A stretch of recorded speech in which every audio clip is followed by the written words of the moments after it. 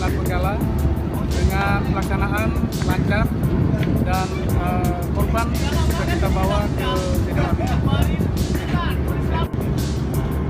Untuk pelaksanaan medical evakuasi sendiri di awal tahun 2019 ini kita sudah melaksanakan 3 kali medical evakuasi, sehingga di pelayaran internasional kita di wilayah perairan Aceh sudah dikenal untuk melaksanakan penurunan medical evakuasi.